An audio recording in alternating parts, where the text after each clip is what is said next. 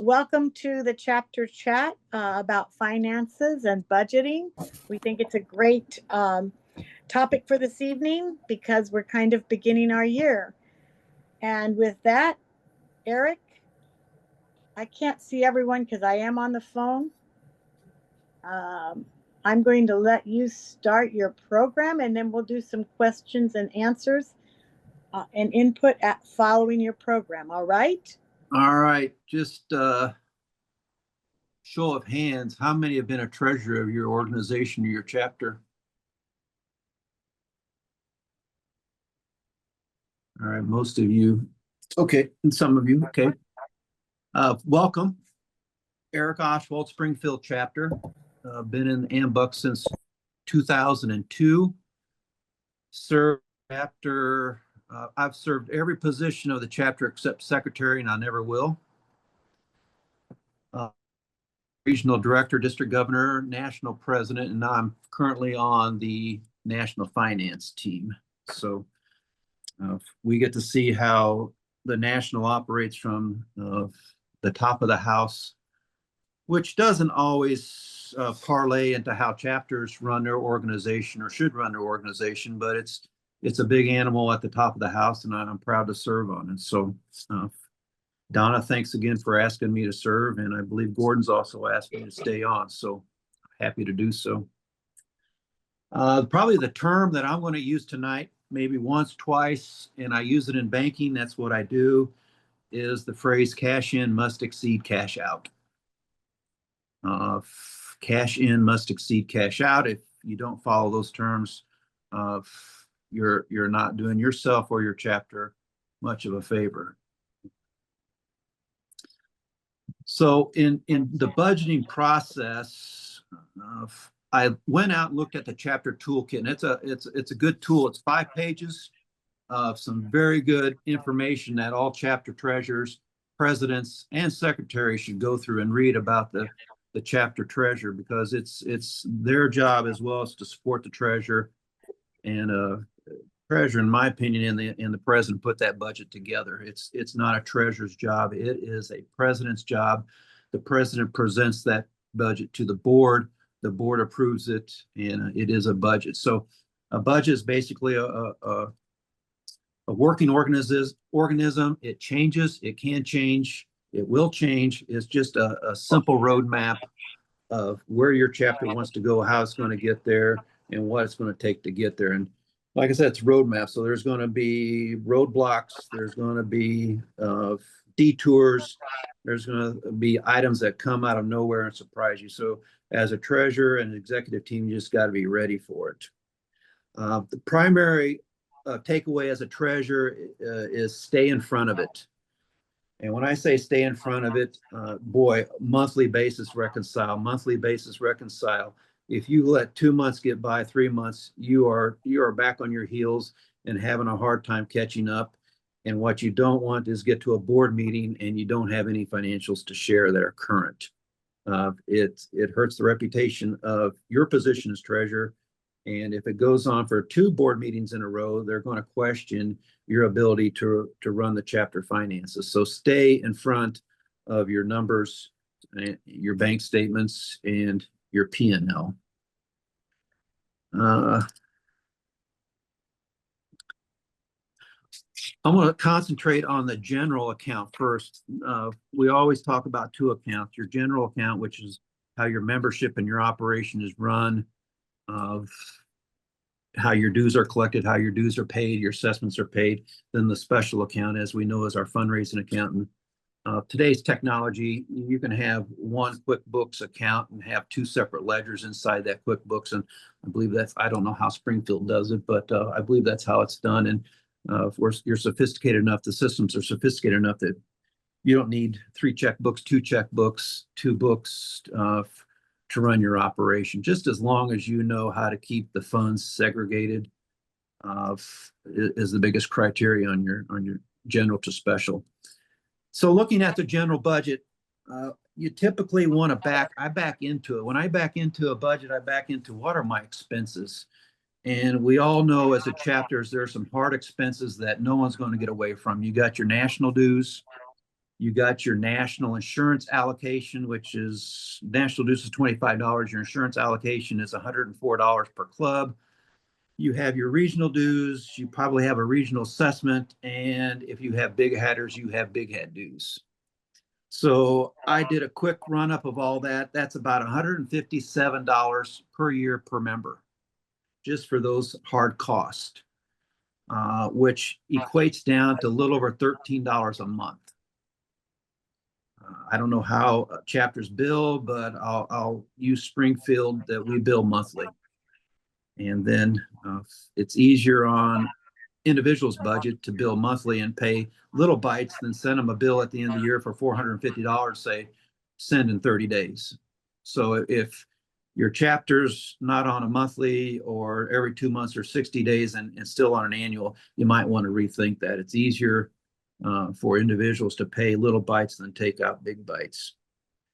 After I look at the hard cost, I look at the other items that you definitely want your chapter involved with. Coming up, we have national conference. Before that, we had regional conference, and those are two big budget items. I'm guessing you could spend well over $1,000 per person to attend national if you go all 4 days, spend 3-4 nights, travel, and the hotel and the registration. So it's not hard to get that number up to 4 digits pretty quick. And the way to start planning that is now, not for the end of the month's conference, but you need to start planning that for 2026 conference. And I believe it's in North Carolina. Regional is a little easier on the pocketbook. I'm guessing it's $300 to $500, depending on where your hotel is, what your registration is, and the items your conference is going to promote and sell during that time frame. Then you have the other stuff that is usually passed through, your lunches, your social events, guest speakers, national officers come in. We usually award those, give them a little trinket of our city as a memento. So those items have to be budgeted for. If they're not budgeted for, somebody's going to have to come out of pocket or have to be reimbursed for it sometime down the road. So I talked about the hard cost, about $13. Let's say the soft cost are $10 because the lunches are passed through. And so we're up to $25 a month per member. I don't know if that's heavy. It's light. It's about what you're thinking. Springfield charges $30 a month. We have 300 members, so that's $9,000 we collect on a monthly basis. The lift there is, I mentioned that is, our average lunch size is about 80 people. So you have 300 people paying $30 a month, only 80 people attend the lunch. It's easy to carry the lunch.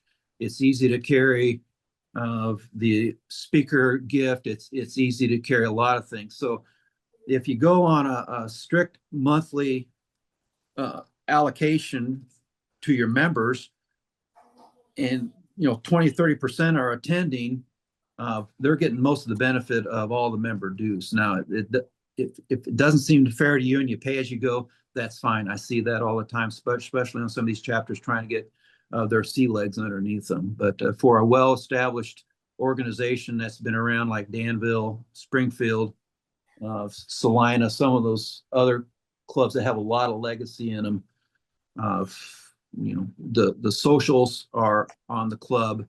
Most of the dinners and spouse-friendly things are on the club, maybe a small reimbursement. But that's Springfield's way of promoting its membership, and how we've been growing our membership is put the fund back into it, and most of the members are paying for that. Dallas, did I miss anything on that? It's about $30 a month, correct? I'm trying to unmute. Yep, I had to unmute. Yeah, $30 a month. Yeah. Let's talk about how we get our arms around getting our folks to national conference and regional conference, and some budgeting outside the box scenarios. I saw Linda Mass chat talk, and they talked about a garage sale that's strictly put together to raise funds to send as many members as they can to national conference. That's just one simple way to do it, other than tax every individual member. You can go to your community, put it out there to the community. We're just trying to raise funds to get our members to our national conference where they're going to learn and grow. A lot of chapters have 50-50 raffles at their lunch. They all, Springfield has a sergeant at arms that is heavy on fines. So he will collect $200 to $500 a lunch on fines. And those monies, along with the raffle, go into the pot to ease the burden for national regional conference. I've seen others, Queen of Hearts. That's another way that they raise money outside of their club to promote and get members to regional and national events. As long as you put it out to the community that this is not a fundraiser for Amtrak or community need, I'm good with this is to support the club, keep our club healthy, keep our club strong, and keep our club growing. I just get creative, and once you do this 2 or 3 times, especially what Linda Mass has done, I think she says her garage sale has been going on for years. They get in the neighborhood of $6,000 to $9,000. So that didn't happen the first time they had a garage sale. So it's been growing. If you keep momentum and keep the same thing in the queue, I believe you'll get lift and start seeing better dollars roll in. Budgeting for the special account, it's a lot easier than budgeting for the general account, because basically you throw the budget to the committee. If the chapter has majority agree that you're going to have a certain fundraiser, a committee's formed, and that committee puts their budget together, presented to the treasurer and the president and to the board. So it's a little easier on the chapter treasurer, even though you're going to be writing the checks and following the budget. But the thing you got to be more careful of is some fundraisers don't totally fund until the fundraiser's over.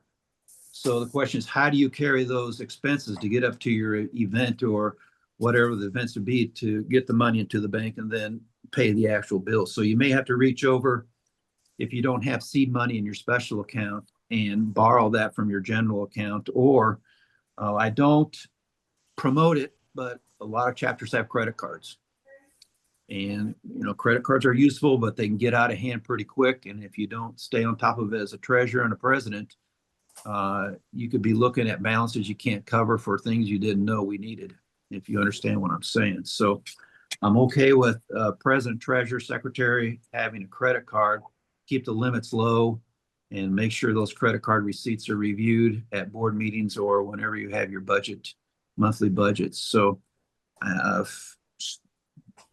just handle your credit cards wisely, and you won't have trouble with them. But if you see something on the credit card for a gas station gas, it's probably not something used for a fundraiser or what its intended purpose are for. And then you have to have that hard conversation. A lot of questions get asked. I'm getting a little bit outside the budget, but let's say you raise $10,000 at a golf outing. The golf outing was to promote your Amtrak program. Can you pull a little piece of that off and use it to cover overhead or what you think was overhead, either to raise those dollars, promote those dollars, and get to the end goal? And I know we have at least one CPA on call, and probably don't go over 10% of your total take to cover your overhead, or fund some general operating, or put some seed money aside for your next fundraiser. I probably wouldn't go over the 10% mark of your special fund revenue. If somebody wants to argue back on that, I'm willing to listen, but there's not an IRS set amount that says you cannot exceed that or you cannot do it at all. It's a gray fuzzy number, and I would say don't go over the 10% rule.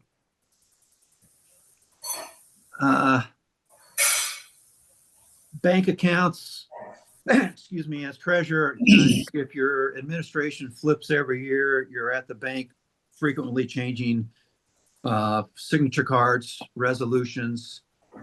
As treasurer, it's your job to collect that information for the bank, make sure the signature cards are up to date. I recommend that you get two signatures on a check. It doesn't always work that easy with people all scattered out all over where, but maybe set a policy. If it's over $200, two signatures, you set the number, but you don't want a rogue treasurer or a rogue president writing checks for things that are not chapter related. I hate to say it, it's happened. It usually, you can never get the money back. There's reputation risk more than any risk whatsoever. So make sure your treasurer's bonded. The bond does not cost that much. And keep your eyes on the monthly statements. Keep your eyes on the P&L. Keep your eyes on the credit card receipts. Trust but verify. Trust but verify. Trust but verify. We're not going to talk about chapters we've caught, but you will eventually get caught. And it's not a good thing when you get caught for yourself or your chapter. So just don't do it. If you're having trouble, I mean, I'm sure there's somebody in your club that can help you. Or if not, don't go down the road of doing something you're going to regret later on in life. On top of that, I don't have too much more. I lean on my Springfield club. It's probably a little bit outside of what most chapters are used to, but we have to have an audit. We look at the financials every month. I don't know. I believe the president looks at the bank statements, or the vice president reviews the bank statements and the credit card statements. For chapter of 25 to 30, I do recommend those bank statements get reviewed every month, and a P&L compared to your budget, just to see how that roadmap's going, is always an ideal thing. We do have a current president that's a big stickler on numbers. If it's not a budgeted item, it ain't going to happen. If it's not in the budget, it ain't going to happen. You got to really sell me on how you make this thing happen if it's not in the budget.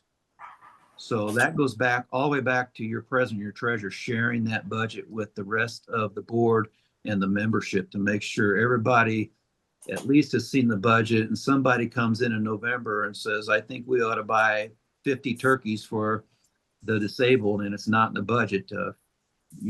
You'll have an uphill climb with Springfield to do that. They'll probably do it, but you really got to sell it. So happy to be on the chat. I hope that's what you wanted, Mr. President. If you're not a treasurer, if you're a president, work with your treasurer, review the financials. If you see something, say something. Hey, Eric, I got a question. It's Jessica Wall. Yep. I'm from staff. So quite often we get the question from some of our newer chapters, and I know that we have some of them on the call. Some of them are a little intimidated by getting a QuickBooks subscription straight off the bat because of the incurred expense. Do you think that it's okay to use Excel spreadsheets, or do you have an opinion about that? I think it's fine. And there's an Excel spreadsheet example on the hub. Looks like you can add lines, add columns. It's a great starter tool. And I'm a big Excel user. I've probably never opened a QuickBooks or been able to get it through a QuickBooks in my life. The presentation on QuickBooks is ideal, but Excel, it's a fine tool. It's for me, it's easy to work with, work around, and highly recommend it. If it's on the hub, I would recommend using it. Thank you. And I agree. That spreadsheet works really well. I've started chapters before. Get going, figure out, how to do it. So that's a good tool. Does anyone else have questions for Eric? I have a question. Okay. Hi, Donna. I'm sorry I missed this. Could you tell me the 10% rule again? IRS and Carmela, put the cross up if you need me to stop talking.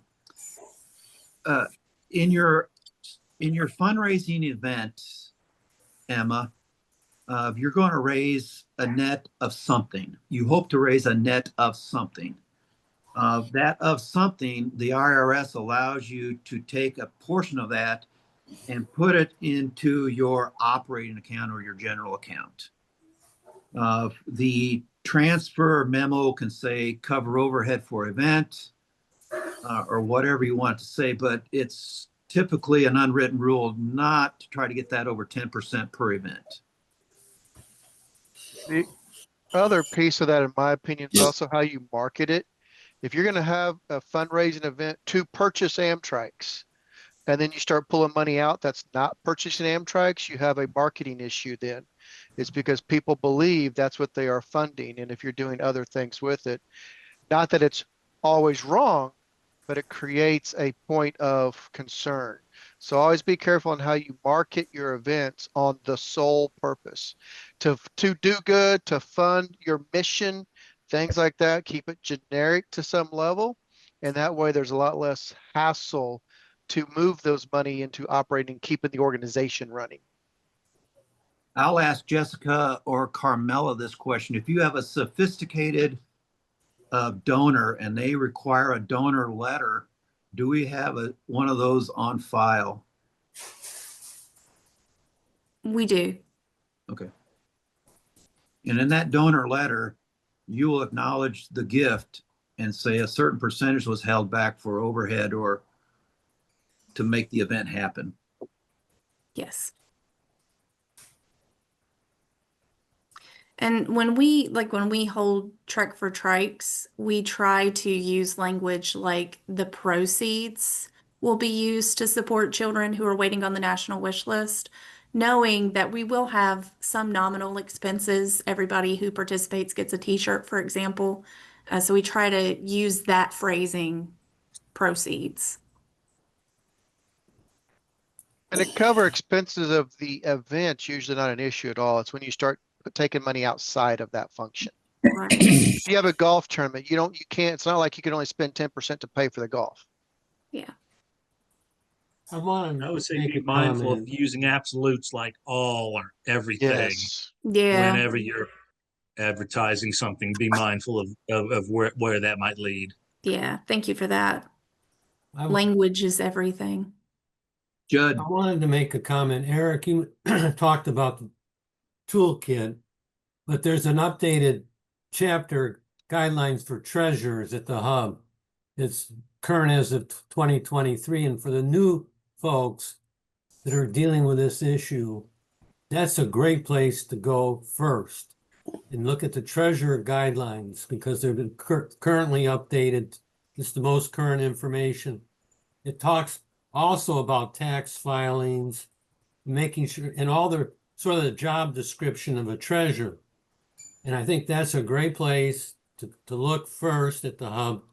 You'll find it under the resources, and I think that would be very helpful for the newer chapters. thanks.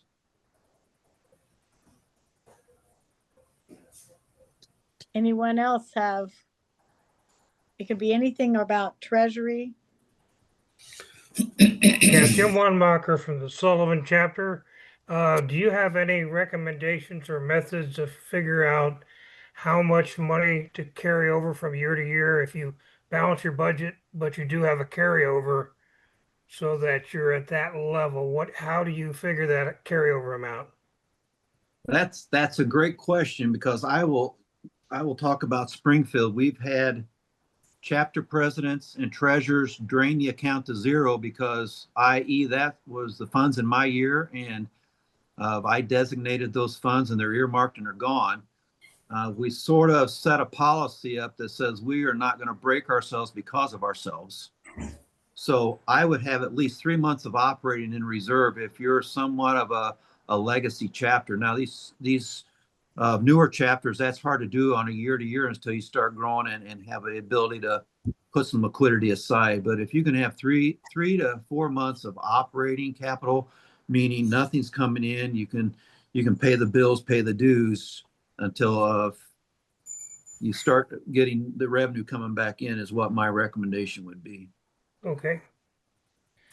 The other thing is we get some general donations and we're just kind of at a quandary on how to split it up as it comes in into the categories for the special accounts. Is there a way to, or a method to split up? Somebody sends a check for $200 for no reason at all, except to be a nice group.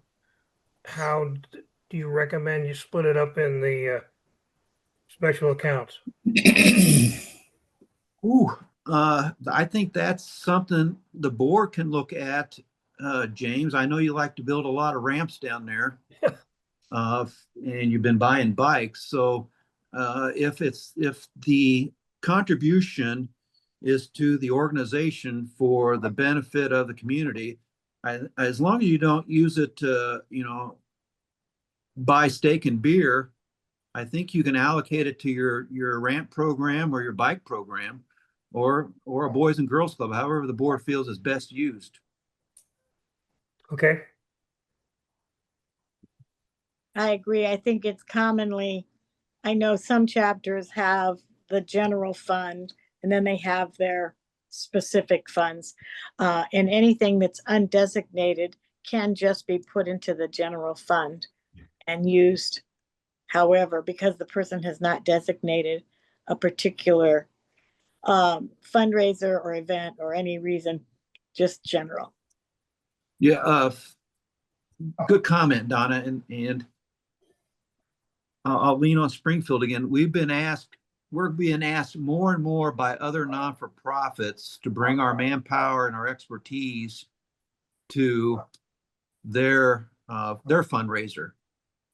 And we are happy to share, and if they wish to make a donation to Springfield AMBUCS, we'll accept it, but we let them know if you would rather put those funds to your benefit of your organization, do so.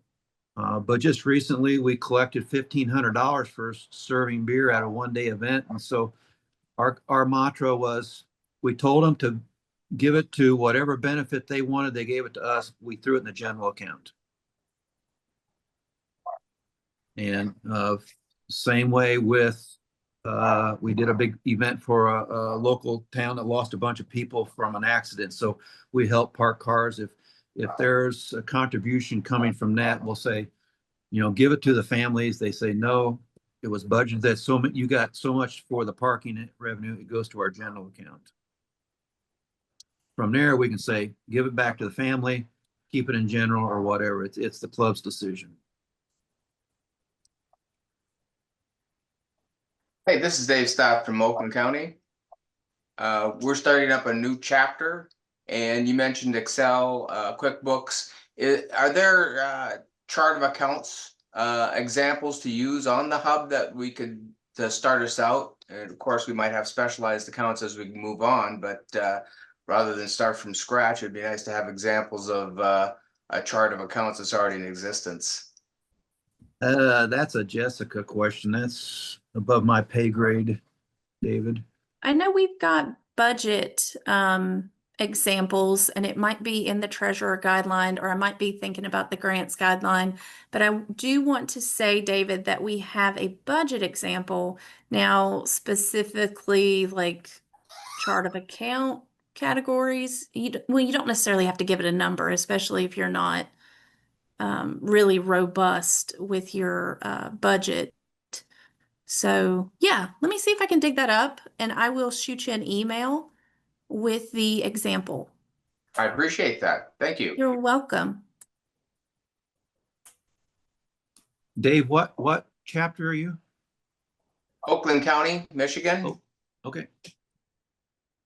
Yeah, I'll take a look at the hub and the Excel to see what those may bring as a starter help as well. Another thing that we can mention is we do have a relationship with TechSoup. And for anyone who doesn't know what that is, it's essentially a fellow non-for-profit that gets contracts with different technology providers. They might even have some hardware that you can buy at a reduced rate because you're a nonprofit.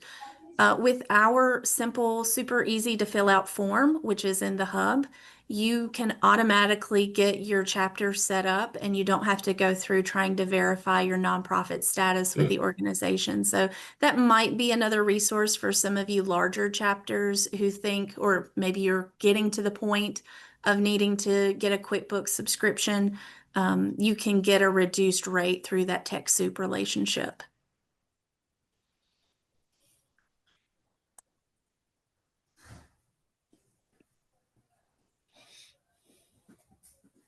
All right. This is Jim Wanmacher again from the Sullivan chapter. Mhm. One other item, and I'm not sure just how to explain this, but we've tried to partner up, I guess is the best way to say it, with other organizations when giving out an Amtrak. And we give out the Amtraks basically free, you know, at our expense. But we sometimes give out a lot of Amtraks to one area, so we try and find an organization in that area that might want to help pay for some of those Amtraks. So the example I'll use is an Elks group in a city not too far away, but was willing to pay for an Amtrak for a child in that area, that metropolitan area. And so I'm wondering if there's an issue between one nonprofit giving or paying for something from another nonprofit and how you can pay whether one can pay the other one for the service or well, in this case, the Amtrak. Is there a problem there? I don't see a problem, and the reason I don't see a problem is if you're community service minded and you send $1,000 check to the Boys and Girls Club, that's one nonprofit sending money to another nonprofit. Okay. And I don't see the non-transparency of it, especially with the IRS.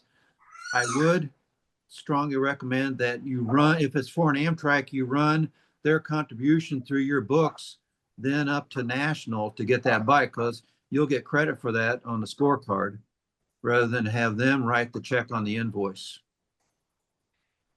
Yeah, well, we're working out those details, but at any rate, yeah, we tried one and it went to national, the check did, but at any rate, we'll work out what you're saying, run it through our books, so. Okay. There was one chapter that started a pretty cool little idea where they would market it to businesses. Buy it, build it, give it. So they get the business to give X amount of dollars. That would basically fund the Amtrak. They would go build it at the business location so the employees could put it together and then bring the recipient to the business to give it away in front of the employees. Similar to what you're talking about with another nonprofit or trying to find people in other communities to help fund that process, is that whole concept. Okay. Thank you. Chapters that do partnerships. I know the Kiwanis and the Lions Club in Danville have both done a partnership with us to sponsor Amtraks. And we do have them run it through our checking account. And they don't have an issue with that. And then we honor them when they do it and talk about it and so on and so forth. So that buy it, build it, give it really sounds like a cool program. I think I've somebody talking about that. I like that idea. Hey, Some of Eric. the other nonprofits sometimes might want to see the invoice just so you can prove to them that you're not making money off of them. But that's very seldom, but just be prepared if that comes up. Okay. So I have a question, I think, Jessica. So this is, the first year we're taking over Bike Day from Walker. It sounded like in order for us to get credit, the Beaumont would have to pay us and we pay you, but they've always paid directly to National. So how does that? We finagled it so that the orders were entered in such a way that you get credit for them. I can also tell you too, Jim, that you got credit for that Elks money as well. Okay. Okay. We appreciate it. Yeah. Well, we'll spend it when we get our next Amtrak. Yeah, no problem. I saw the check come in and we just matched it up with the Sullivan invoice. So Thank you. credit is yours, sir. Thank you. Yeah. Hey, Eric, I have one comment when David was saying about QuickBooks that sometimes your members don't know how to read a fancy financial. So if you go back to the good old Excel spreadsheet, sometimes keep in mind you want your members to really understand what they're reading. Mhm. Yeah, good point, Carmela. Excellent point. Yeah. You also like to find a member in your club that knows how to read a bank statement because that's your next treasurer. That's your first job as treasurer, to find your replacement. They, Carmela hasn't learned that part yet. No. I'm sure we've had chapters that have had their treasurer for 20 years straight. And Sullivan, I don't know, Bertram used to be the longtime treasurer down there, didn't he? Yes. We have a new treasurer this year. Okay. Okay. I know there are some organizations, business, because this happened in one of the chapters I belong to, where they can only write it to the net. And so we set up a letter and worked with National and worked with the organization that was donating the money. So it went to National, and then we had just this little bucket of credit for that particular chapter. That it was a sizable donation, and their business just said it go to National because of the way our incorporation was set up, etc. So I know that they work very hard to give us credit and make sure that we can get checks from anybody who wants to give it. However, but it is better if you can run it through your own books, because then you have a record of exactly where the money came from for each Amtrak. Just a note. Any other questions? I'll make a starter comment, but I think Eric's going to have to finish it because I really don't know what I'm talking about. But I know banks nowadays have gotten very particular about how accounts are set up, how signatures are changed. If I'm not mistaken, you have to have board minutes with it literally in the minutes, board minutes sometimes signed by officers to present to the banks to get the account set up and or signatures changed. But I think that's very important for especially new treasurers who are not familiar with that paperwork that's necessary before you walk into the bank. And I'll let Eric expand on that more, since I'm sure he's much more knowledgeable than me on that. That's a great point, Scott, and I should have put that in my notes. Yes, banks are really tight on who opens an account, who has privilege to account, and what the account is for, and it all goes to fraud and money laundering. So it's best that your club have a slate of officers notarized or approved by the board, and then a special resolution in your minutes that instructs the treasurer to get the names changed on the bank accounts and name the individuals who will be on that bank account. And that resolution is signed by the secretary. I say a resolution because you don't want 2 weeks or 30 days to go by for the board to approve those minutes saying, hey, here's our new slate of officers, and you lost 2 weeks to 30 days getting that information to the bank and your capacity to get in there and start doing the job as treasurer. So I call it a resolution signed by the secretary that says, these are the new slate of officers for the Danville chapter, signed by the secretary, approved by the board. And I would add, just make sure you keep up with your state registration. They often go behind and check that out, and that could be a snag if you're not up to date with that. Good point. Yep. New chapters, we've figured that out with the new chapters. And it's been a little bit of a hassle to go through all of that, because they don't necessarily have all of those things lined up yet. So you just have to back up the chapter, get the minutes, have a meeting, and run through everything that Eric just mentioned, because you can't open your checking account or any kind of account without that information. What do you mean by state registration? Jessica?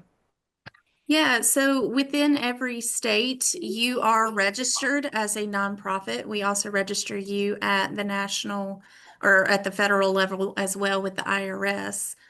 So, Emma, what chapter are you in? Gateway Tykes on Trikes. We do a 990N. We have 15 Yep. members, so. Yep. So So we've never done a state registration. We've looked into it, but we've just always used like the national, what national sent us to prove you that are we're a you nonprofit. are you talking about sales tax exemption? Because I think you used our sales tax exemption for something, possibly. I will go look. To apply for grants and stuff. Some grants want you to Yep. have your 5013 prove that. Mhm. Is that what a state registration is? It is not. So that's the IRS stuff. And all of you are under, well, most of you, I can't say this for all chapters, are under our group exemption, which is rained down from the IRS as saying everybody who is a subordinate of this group is a nonprofit.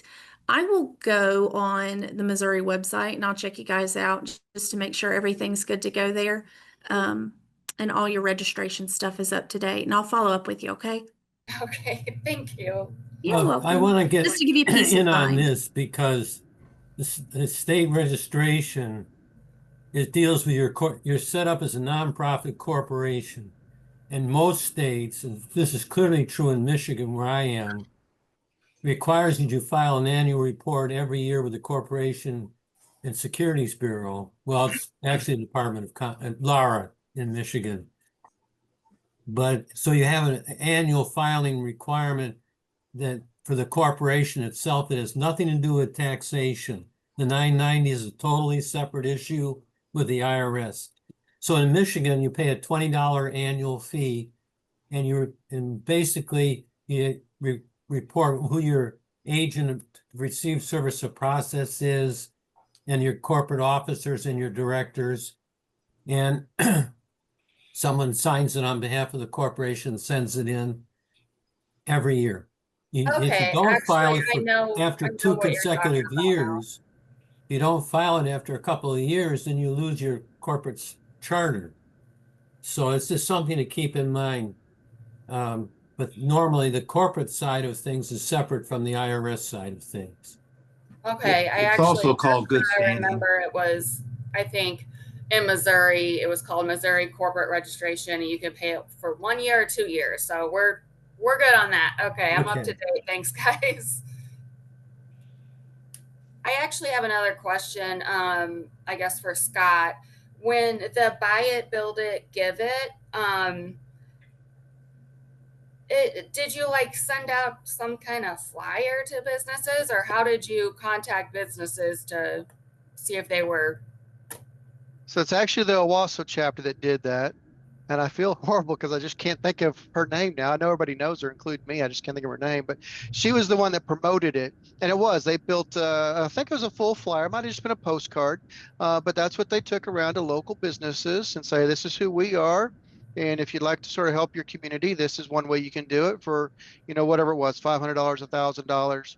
And that would allow us to fund an Amtrak. We'll bring it here so your team can put it together, and then you can give it to somebody in the community. We'll arrange all that. It's just basically using the corporate name. And it's a great little fundraising activity to pay for the Amtraks that we're trying to give away.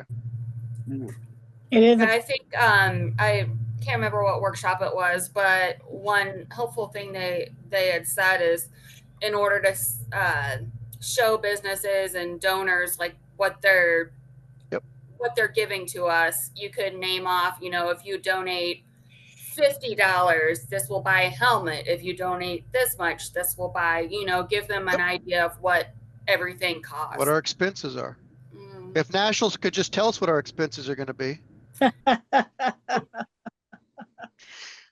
It's an interesting time right now that we all just have to be patient and deal with it. But yes, that concept, that's what gets the company is the corporate buy-ins, is when they start seeing the value, that they know that they're just not giving money to a black hole. Yep. That's great.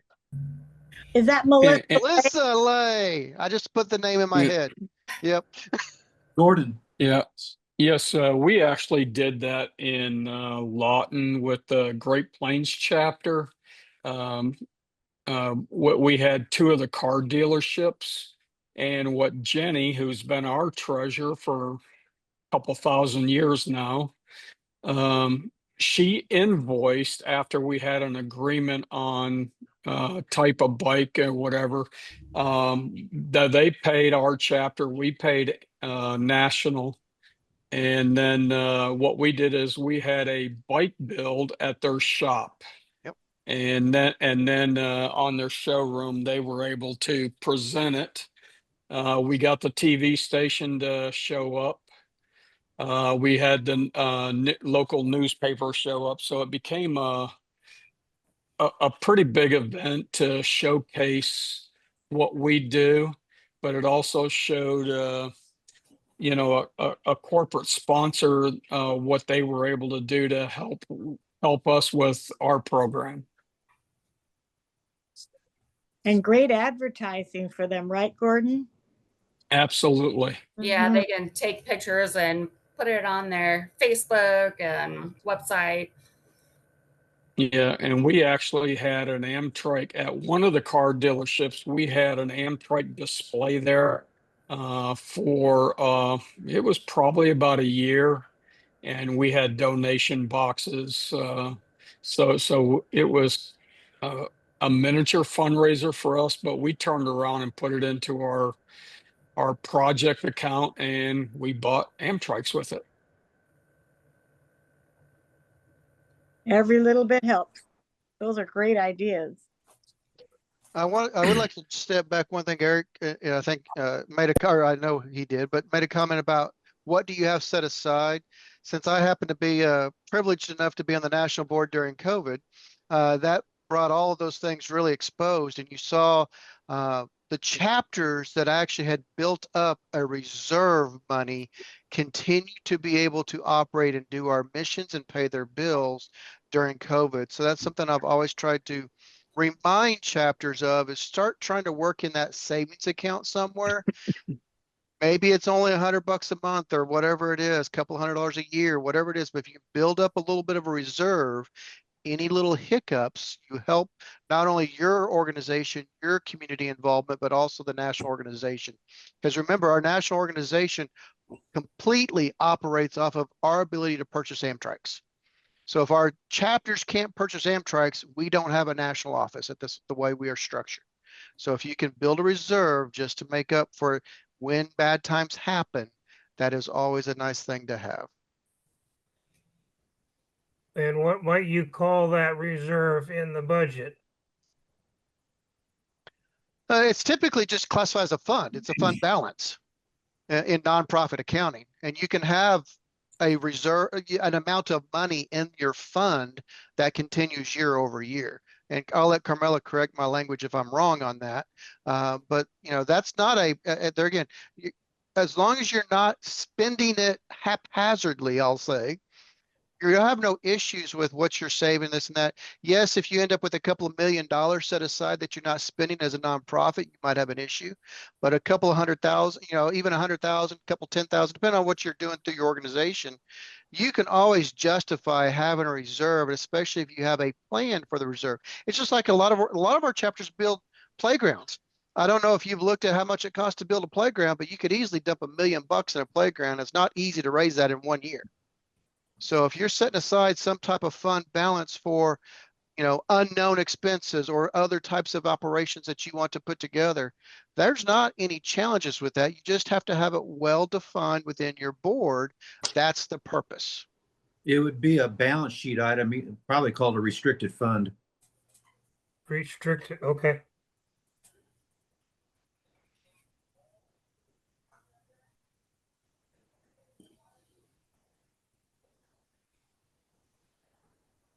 Who else would have a question? I think there's some good discussion going on here.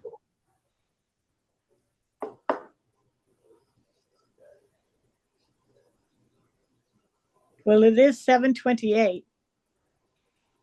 So we're almost at our hour, and we try to keep it at an hour. Sorry, we're 4 minutes late, but I guess I have one quick question. Sure. What are the major fundraisers that you guys do? Like, can you do a wine tasting? You Has can do anybody anything you done that? want, as long as you're insured and you got the liquor license. Mhm. Okay. Every state has different rules, so you'd need to check that out. Okay. We've seen several do like wine pools. So you're not consuming the wine, so you don't have to really, depending on the states, necessarily have a liquor license if you don't open the bottle. But you know, come and for X dollars, you get to buy a bottle of wine and take it home. Depending on there again, states are very particular when you start talking alcohol, but especially if you're consuming it. But yeah, those things like that are great little activities, and it Yeah, I brings a was lot just of social environment around too. I was just going to have someone do it for us. Yep, That's okay too. absolutely. Okay. We had a restaurant one time where we do a dinner, basically it involved tequila tasting and eating Mexican food. And the restaurant basically donated almost everything for us. The tequila, they worked with their distributor to get the tequila donated. They provided the meal at, you know, half cost or something like that. And that ended up being a big fundraiser. A lot of ways to build up partnerships that way. Everybody profits a little bit. In that case, the restaurant also got advertisement. Yep. Sometimes, you know, more people will come in because you're having a special event and you've gone out and done the marketing and maybe flyers around, say, hey, you know, we're going to do this fundraiser here at La Patacina or whatever. So it's a win-win. Partnerships are wonderful to have. One thing just on that little note that you might consider is providing some type of, I'll use the word plaque, but that might be overdone. Whenever a business specifically donates to you, like that buy it, build it, give it, take a picture of the kid that received the Amtrak, put it on a plaque, thank you for your contribution. And that gives them something to hang on their wall. So all their employees, if it's open to the public, like a car dealership as they're coming through, they get to see of what that organization is giving back to the community very easily. And you might, who knows where that comes from? That organization might give you back, or just their patrons might want to reach out to you. Excellent. Well, it is 7:31. Does everyone feel like they've gotten their questions answered?